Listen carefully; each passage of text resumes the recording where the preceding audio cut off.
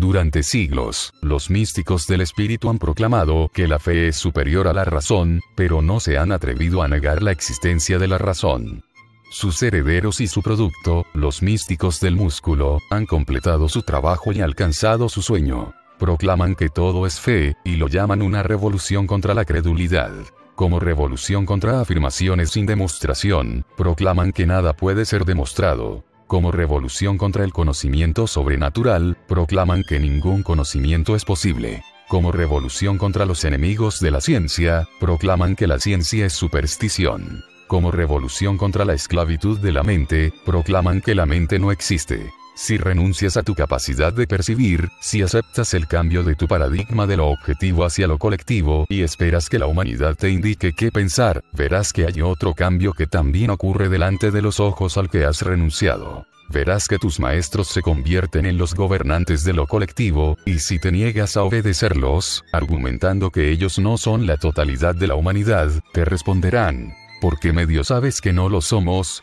¿Qué es eso de ser, hermano? ¿De dónde has sacado ese término arcaico? Si dudas de que ese es su propósito, observa con cuánta pasión los místicos del músculo luchan para que olvides que el concepto de mente ha existido. Observa las contorsiones de verborragia indefinida, las palabras con significado ambiguo, los términos que quedan flotando y mediante los cuales intentan evadir el reconocimiento del concepto o pensar. Tu conciencia, te dicen, consiste en reflejos, reacciones, experiencias, estímulos y tendencias. Y se niegan a identificar el modo en que ellos han adquirido ese conocimiento, rehúsan identificar el acto que están realizando cuando te lo comunican, o el acto que realizas cuando los escuchas. Las palabras tienen el poder de condicionarte, dicen, y se niegan a identificar la razón por la cual las palabras tienen el poder de alterar tu nada. Un estudiante que lee un libro lo entiende por el proceso de nada. Un científico que trabaja sobre un invento está comprometido en la actividad de nada. Un psicólogo que ayuda a un neurótico a resolver un problema y a desenmarañar un conflicto, lo hace por medio de nada. Un industrial es nada, no existe tal persona. Una fábrica es un recurso natural, como un árbol, una piedra o un lodazal. El problema de la producción, te dicen, ha sido resuelto y no merece estudio ni preocupación. El único problema que queda para que resuelvan tus reflejos es el de la distribución. ¿Quién resolvió el problema de la producción? La humanidad, responden. ¿Cuál fue la solución? Los bienes están aquí. ¿Cómo llegaron hasta aquí? De alguna manera. ¿Qué lo causó? Nada tiene causas. Ellos proclaman que cada ser nace con el derecho a existir sin trabajar y, sin que importen las leyes de la realidad que indican lo contrario, tiene derecho a recibir su sustento mínimo, su comida, su vestimenta, su techo, sin ningún esfuerzo de su parte, como su derecho de nacimiento. ¿Recibirlo de quién? No hay respuesta. Todo hombre, anuncian, es dueño de una misma porción de los beneficios tecnológicos creados en el mundo. ¿Creados por quién? No hay respuesta. Frenéticos cobardes que se postulan como defensores de los industriales, definen ahora el propósito de la economía como un ajuste entre los deseos ilimitados de la gente y la limitada provisión de productos. ¿Provistos por quién? No hay respuesta. Rufianes intelectuales que se presentan como profesores, desprecian a los pensadores del pasado, declarando que sus teorías sociales estaban basadas en la suposición poco práctica de que el hombre es un ser racional, pero como los hombres no son racionales, declaran, debería establecerse un sistema que hiciera posible existir siendo irracional, o sea, desafiando a la realidad. ¿Quién lo hará posible? No hay respuesta. Cualquier mediocridad extraviada acapara los titulares de los periódicos con planes para controlar la producción de la humanidad, y sin que importe quién está de acuerdo o en desacuerdo con sus estadísticas, nadie cuestiona su derecho a imponer sus planes por medio de un arma. ¿Imponer a quién? No hay respuesta. Mujeres con ingresos sin causa revolotean en viajes alrededor del mundo y regresan con el mensaje de que los pueblos atrasados de la Tierra demandan un mayor nivel de vida. ¿Le demandan a quién? No hay respuesta. Y para evitar cualquier pregunta sobre la causa de la diferencia entre una aldea en la selva y la ciudad de Nueva York, recurren a la obscenidad absoluta de explicar el progreso industrial, rascacielos, puentes colgantes, motores, trenes, sosteniendo que el hombre es un animal que posee el instinto de fabricar herramientas. ¿Te has preguntado qué está mal en el mundo? Lo que hoy estás viendo es el clímax del credo de lo no causado y lo no ganado.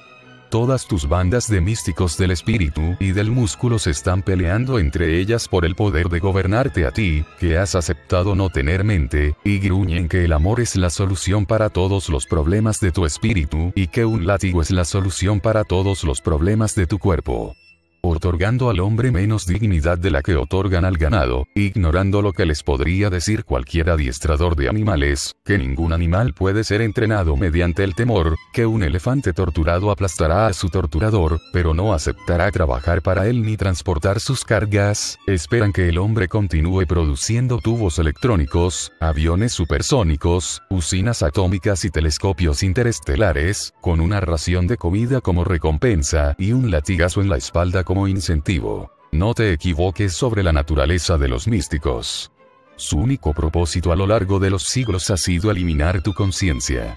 Y el poder de regirte por la fuerza, siempre ha sido su único deseo. Desde los ritos de los brujos de la selva, que distorsionaron la realidad en absurdos grotescos y paralizaron la mente de sus víctimas en perpetuo terror hacia lo sobrenatural durante siglos de atraso, hasta las doctrinas sobrenaturales de la Edad Media, que mantuvieron a los hombres encogidos en el suelo de barro de sus chozas, aterrorizados de que el diablo se robara la sopa que habían conseguido con 18 HS de trabajo, hasta el zaparrastroso y sonriente profesor que te asegura que tu cerebro carece de capacidad para pensar, que no tienes medios de percepción y que debes obedecer ciegamente la voluntad omnipotente de esa fuerza sobrenatural que es la sociedad. Todos representaron la misma comedia con un mismo y único fin: reducirte a una masa que ha renunciado a la validez de su conciencia. Pero nada de eso se te puede hacer sin tu consentimiento. Si lo has permitido, lo mereces. Cuando escuchas la arenga de un místico sobre la impotencia de la mente humana, comienzas a dudar de tu conciencia, no de la de él. Cuando permites que tu precario estado de semirracionalidad sea sacudido por cualquier afirmación y decides que es más seguro confiar en su certeza y conocimientos superiores, engañáis los dos. Tu aceptación es la única fuente de certeza que él tiene. El poder sobrenatural al que un místico teme, el espíritu incognoscible que adora, la conciencia que considera omnipotente es la tuya. Un místico es un hombre que ha rendido su mente en el primer encuentro con la mente de otros. En algún lejano momento de su infancia, cuando su comprensión de la realidad chocó con las afirmaciones de otros, con sus órdenes arbitrarias y exigencias contradictorias, se entregó al temor a la independencia y renunció a sus facultades racionales. Ante la elección entre yo sé y ellos dicen, optó por la autoridad de los otros, escogió someterse antes que comprender, creer en lugar de pensar. La fe en lo sobrenatural comienza con la fe en la superioridad de otros. Su rendición tomó la forma del sentimiento de que él debía esconder su falta de comprensión, de que los demás poseían una especie de conocimiento misterioso del que solamente él estaba privado, de que la realidad era lo que ellos pretendían que fuera, a través de métodos que le estarían negados por siempre. Desde entonces, temeroso de pensar, quedó a merced de sentimientos inidentificables. Sus sentimientos se convirtieron en su única guía, su único resabio de identidad personal. Se aferró a ellos con un feroz apego, y dedicó sus fuerzas a ocultarse a sí mismo que la naturaleza de sus sentimientos era el terror. Cuando un místico declara que siente la existencia de un poder superior a la razón, es cierto que lo siente, pero ese poder no es un espíritu omnisciente del universo, sino la mente de cualquier otra persona ante quien se ha rendido. Un místico está impulsado por la necesidad de impresionar, hacer trampa, engañar, adular, forzar esa conciencia omnipotente de los demás. Ellos son su única llave hacia la realidad, y él siente que no puede existir salvo domando el misterioso poder de los otros y obteniendo su obediencia incondicional. Ellos son su único medio de percepción y, como un ciego que depende de la vista de un perro, siente que debe ponerles la correa para poder vivir. Controlar la conciencia de los demás se convierte en su única pasión. La ambición de poder es una maleza que crece solo en los terrenos baldíos de una mente abandonada. Todo dictador es un místico, y todo místico es un dictador en potencia. El místico anhela la obediencia de los hombres, no su acuerdo.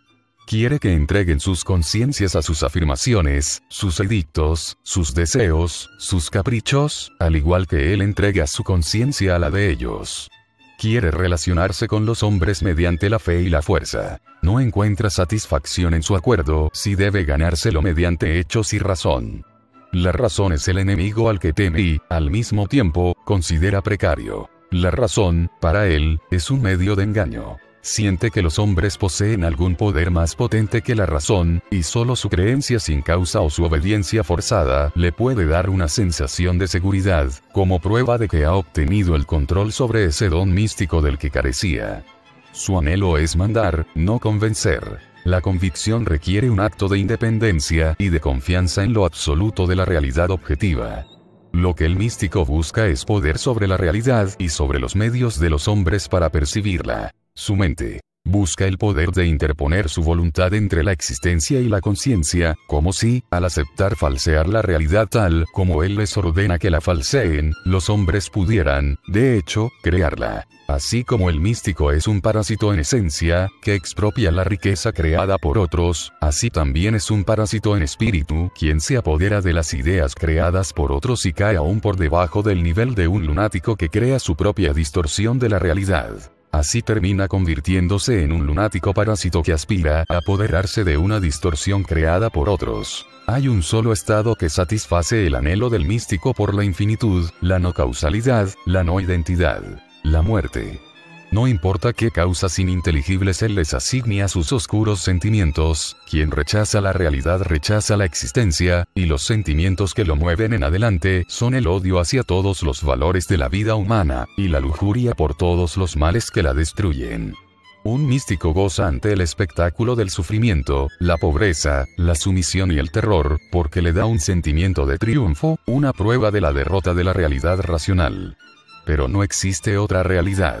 No importa de quién sea el bienestar que profese servir, ya sea el de Dios o el de la gárgola sin cuerpo a la que llama el pueblo. No importa qué ideal proclame en términos de alguna dimensión sobrenatural, en los hechos, en la realidad, en la tierra, su ideal es la muerte, su anhelo es matar, su única satisfacción es la tortura. La destrucción es la única meta que el credo de los místicos ha logrado alcanzar, como lo es el único final que están alcanzando ahora, y si las calamidades provocadas por sus actos no los han hecho cuestionar sus doctrinas, si juran estar motivados por amor, y sin embargo no se disuaden ante las pilas de cadáveres humanos, es porque la verdad acerca de sus almas es peor que la obscena excusa que tú les has aceptado. La excusa de que el fin justifica los medios y que los horrores que practican son medios para fines más nobles.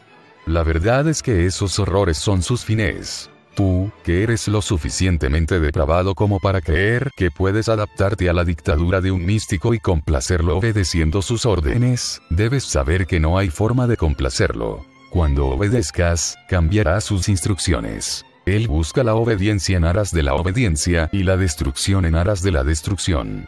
Tú, que eres lo suficientemente pusilánime como para creer que puedes llegar a un acuerdo con un místico cediendo a sus extorsiones, debes saber que no hay manera de satisfacerlo. El pago que pretende es tu vida, tan lenta o rápidamente como estés dispuesto a entregarla, y el monstruo al que busca sobornar es el vacío oculto en su propia mente, que lo lleva a matar para no darse cuenta de que la muerte que quiere es la suya. Tú, que eres lo suficientemente inocente como para creer que las fuerzas desatadas hoy en tu mundo están movidas por la codicia, por el saqueo material, debes saber que el revuelo podrido de los místicos es solo una pantalla para esconder de su mente la naturaleza de los motivos que lo impulsan.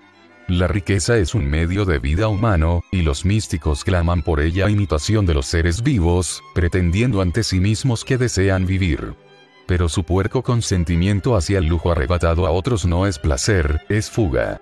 No quieren adueñarse de tu fortuna. Quieren que tú la pierdas. No quieren triunfar, quieren que tú fracases. No quieren vivir, quieren que tú mueras. No quieren nada. Odian la existencia y continúan escapando, cada uno tratando de ignorar que el objeto de su odio es el mismo. Tú, que nunca comprendiste la naturaleza del mal. Tú, que los describes como idealistas desencaminados, que el Dios que inventaste te perdone.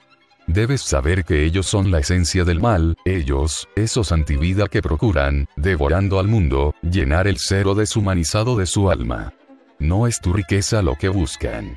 La suya es una conspiración contra la mente, lo que significa contra la vida y el ser humano. Es una conspiración sin líder ni dirección, y los rufianes del momento que se aprovechan de la agonía de una nación o de otra son basura oportunista que nada en el torrente del dique roto de las cloacas de los siglos, de las reservas de odio hacia la razón, la lógica, la habilidad, los logros, la felicidad, almacenadas por cada infeliz antihumano que alguna vez haya predicado la superioridad del corazón sobre la mente. Es una conspiración de todos los que buscan, no vivir, sino subsistir, los que tratan de engañar a la realidad y se sienten atraídos sentimentalmente hacia todos los que están ocupados haciendo lo mismo. Una conspiración que une en la evasión a todos los que persiguen al cero como valor. El profesor que, incapaz de pensar, encuentra placer arruinando las mentes de sus alumnos. El hombre de negocios que, para proteger su estancamiento, encuentra placer encadenando la habilidad de sus competidores.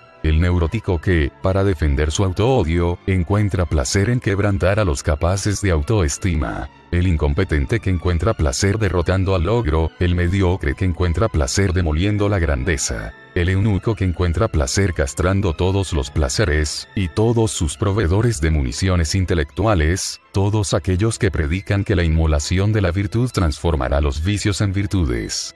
La muerte es la premisa que yace en la raíz de sus teorías, la muerte es el objetivo de sus acciones en la práctica y tú eres la víctima final. Nosotros, que somos los amortiguadores vivientes entre tú y la naturaleza de tu credo, ya no estamos allí para salvarte de los efectos de las creencias que has elegido. Ya no estamos dispuestos a pagar con nuestras vidas las deudas en las que incurriste en la tuya o el déficit moral acumulado por todas las generaciones anteriores a ti. Has estado viviendo a crédito, y te reclamo el pago del préstamo. Yo soy el hombre cuya existencia tu amnesia apuntaba a ignorar. Yo soy el hombre que tú no querías que viviera ni que muriera. No querías que viviera, porque temías saber que yo cargaba con la responsabilidad que evadiste y que tu vida dependía de mí. No querías que muriera, porque lo sabías. Hace 12 años, cuando trabajé en tu mundo, yo era inventor. Ejercía una profesión que apareció en la última fase de la historia de la humanidad y que será la primero en desaparecer en el camino de regreso hacia lo subhumano. Un inventor es un hombre que pregunta por qué al universo, y no permite que nada se interponga entre la respuesta y su mente. Como el que descubrió el uso del vapor o el que descubrió el uso del petróleo, yo descubrí una fuente de energía que estaba disponible desde el nacimiento del planeta, pero que los hombres no habían sabido utilizar salvo como objeto de culto, de terror y de leyendas sobre un dios estruendoso. Completé el modelo experimental de un motor que hubiera valido una fortuna para mí y para quienes me habían contratado, un motor que habría elevado la eficiencia de toda actividad humana que requiriera fuerza motriz y habría aumentado la productividad a cada hora que los hombres destinaran a ganarse la vida. Entonces, una noche en una reunión de trabajo, escuché cómo era sentenciado a muerte debido a mi logro. Escuché a 3 parásitos decir que mi cerebro y mi vida les pertenecían, que mi derecho a la vida era condicional y dependía de la satisfacción de sus deseos. El propósito de mi habilidad, decían, era servir las necesidades de los menos capaces. Yo no tenía derecho a vivir, decían, debido a mi competencia para la vida. Su derecho a la vida era incondicional, debido a su incompetencia. Comprendí entonces que estaba mal en el mundo, comprendí que destruía a personas y naciones, y dónde había que dar la batalla por la vida. Comprendí que el enemigo era una moral invertida, y que mi consentimiento era su único poder. Comprendí que el mal es impotente, que residía en lo irracional, en la ceguera, en lo antirreal, y que la única arma de su triunfo era la voluntad de los buenos para servirlo. así como los parásitos a mi alrededor proclamaban su inevitable dependencia de mi mente y esperaban que yo voluntariamente aceptara la esclavitud que no tenían ningún poder para imponerme, así como contaban con mi autoinmolación para proveerse de los medios para su plan, así, a través del mundo y de la historia humana, en cada versión y forma, desde las extorsiones de parientes holgazanes hasta las atrocidades de los países colectivistas, son los buenos, los capaces, los hombres de razón quienes actúan como sus propios destructores, que dan al mal transfusiones de la sangre de su virtud y dejan que les transmita el veneno de la destrucción. De esa manera le brindan al mal el poder de la supervivencia, y a sus propios valores, la impotencia de la muerte. Comprendí que llega un punto, en la derrota de todo ser virtuoso, en que su consentimiento es necesario para que el mal triunfe, y que ningún tipo de daño que le hagan los demás puede tener éxito si él decide negar su consentimiento. Comprendí que podía poner fin a sus atropellos, pronunciando una simple palabra en mi mente. La pronuncié. La palabra es: no. Renuncié a esa fábrica. Renuncié a tu mundo. Me asigné el trabajo de prevenir a tus víctimas y darles el método y el arma para luchar contra ti. El método fue protegerlas de las consecuencias de sus propias acciones. El arma fue la justicia. Si quieres saber qué perdiste cuando renuncié y cuando mis huelguistas abandonaron tu mundo, ubícate en el espacio desierto de cualquier paraje inexplorado, pregúntate qué forma de supervivencia podrías lograr y cuánto tiempo durarías si te negaras a pensar, sin nadie cerca que te enseñe qué hacer, o, si decidieras pensar, cuánto sería capaz de descubrir tu mente. Pregúntate a cuántas conclusiones independientes has arribado en el curso de tu vida y cuánto tiempo has dedicado a repetir las acciones que aprendiste de otros. Pregúntate si serías capaz de descubrir cómo arar la tierra y cultivar tu alimento, si serías capaz de inventar una rueda, una palanca, una bobina de inducción, un generador o un tubo electrónico, y entonces decide si los hombres capaces son explotadores que viven del fruto de tu trabajo y te roban la riqueza que tú produces, y si te atreves a creer que tienes el poder para esclavizarlos.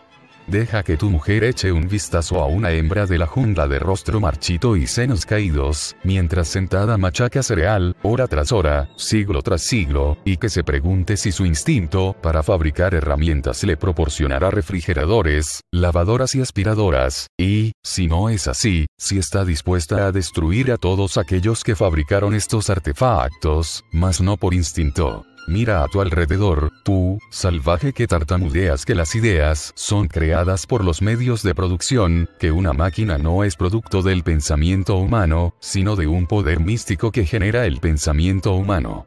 No has descubierto la era industrial y te aferras a la moral de las eras bárbaras en las que una forma miserable de subsistencia era producida por el trabajo físico de los esclavos. Todo místico siempre ha añorado que los esclavos lo protejan de la realidad material a la que temen.